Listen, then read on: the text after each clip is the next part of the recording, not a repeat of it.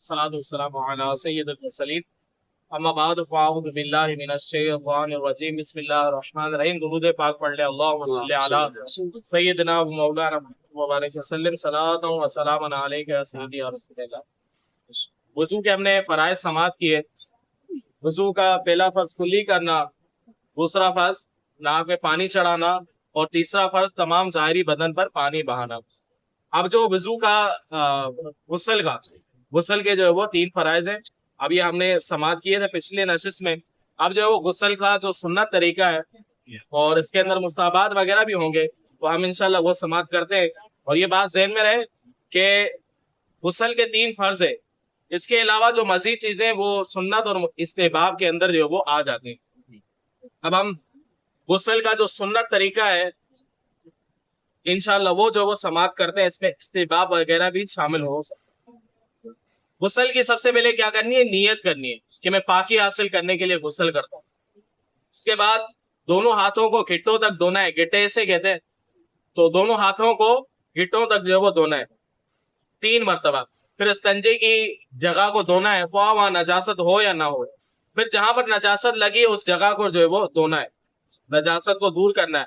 پھر نماز میں جس طرح وضو کرتے ہیں اسی انداز سے ہم نے وضو کر لینا ہے۔ پاؤں جو ہے وہ نہیں دھونے۔ ہاں اگر کوئی چوکی تختے یا پتھر پر نہ آئے تو پھر ایسی صورت میں جو وہ پاؤں دھو لے۔ اصل میں پاؤں دھونے یا نہ دھونے کا مسئلہ اس طرح ہے کہ اگر ایسی جگہ غسل کر رہا ہے کہ جہاں پر پانی جو ہے وہ ٹھہر جاتا ہے تھوڑا بہت، تو پھر ایسی صورت میں وہ کیا کرے کہ بعد میں پاؤں دھوئے۔ اور اگر ایسی جگہ پر ہے کہ جہاں پر وہ پانی ٹھہرتا نہیں ہے، آپ جیسے کوئی تختے پر ہو تو جو پانی ہوگا وہ تو نیچے ہوگا، یا پتھر پر ہو، تو پھر ایسے صورت میں جو وہ پاؤں وضو کے ساتھ ہی دھو لے۔ اگر پانی وہاں ٹھہرتا ہے تو پھر ایسے صورت میں بعد میں دھوئے، اگر پانی وغیرہ جو وہ نہیں ٹھہرتا تو پھر ایسی صورت میں جو وہ کیا کرے کہ وہ وضو کے ساتھ ہی پاؤں کو دھو لے۔ اور اس کے بعد کیا کرنا ہے؟ اس کے بعد جو ہے وہ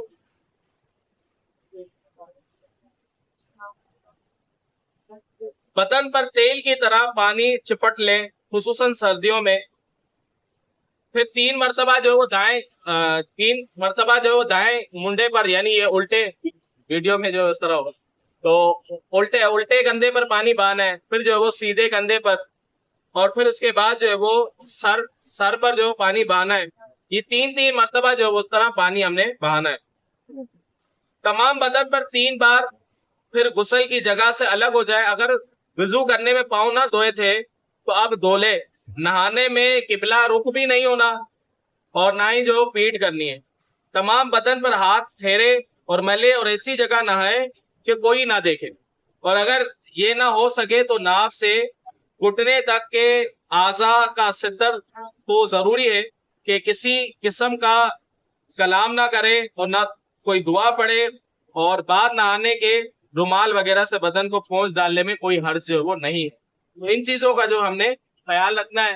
غسل کرتے ہوئے منہ بھی نہیں کرنا، پیٹ بھی نہیں کرنی، اور اسی طرح جو ہے وہ غسل ایسی جگہ پر کرنا ہے، نہانا ایسی جگہ پر ہے جہاں پر کوئی دیکھ نہ پائے۔ اور اگر ایسا نہ ہو سکتا ہو جیسے گاؤں وغیرہ کے اندر جو وہ، تو پھر ایسے صورت میں کیا کرے؟ ایسے صورت میں جو وہ ناف سے لے کر جو ہے وہ یہ گھٹنوں تک جو ہے وہ کوئی ایسا موٹا کپڑا جو ہے وہ تیبند کے طور پر باندھ کر پھر جو ہے وہ غسل کرے۔ اب مزید ایک مسئلہ ہم سنتے ہیں، بہتے پانی میں نہانے کا کیا طریقہ ہے؟ یہ تو ہم نے ویسے غسل کا طریقہ ہم نے سماعت کیا۔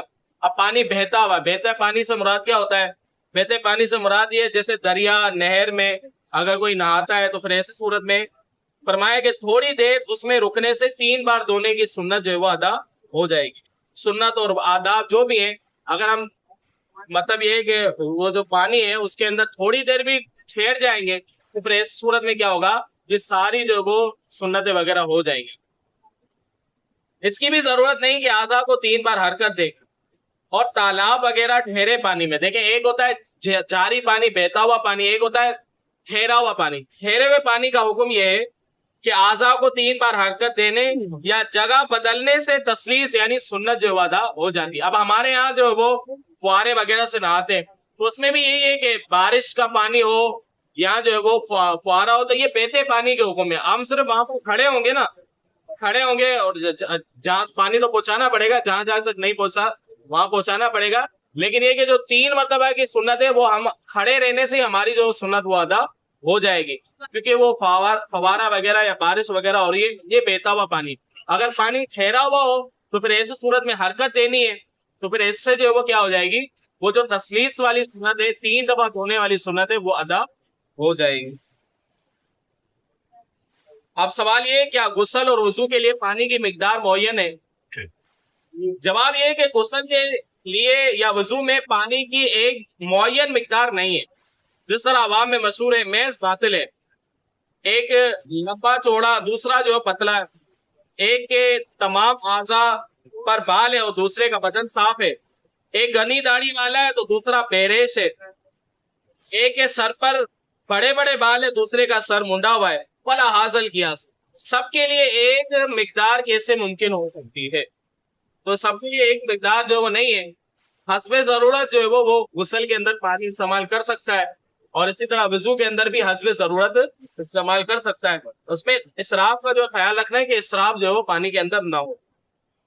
اب ہم اگلی نشست کے اندر سنیں گے کہ غسل واجب ہونے کے اسباب, یعنی وہ کون سی چیزیں ہیں کہ جس سے غسل فرض ہو جاتا ہے, وہ انشاءاللہ اسباب سنیں گے. آج ہم نے غسل کا طریقہ سماعت کیا, غسل کا جو سنت طریقہ ہے اور استحباب کے ساتھ وہ ہم نے سماعت کیا, اور اس کے علاوہ جو ہے وہ بہتے ہوئے پانی میں غسل کس انداز سے کیا جائے گا اور ٹھہرے ہوئے پانی میں کس انداز سے کیا جائے گا وہ ہم نے سماعت کیا.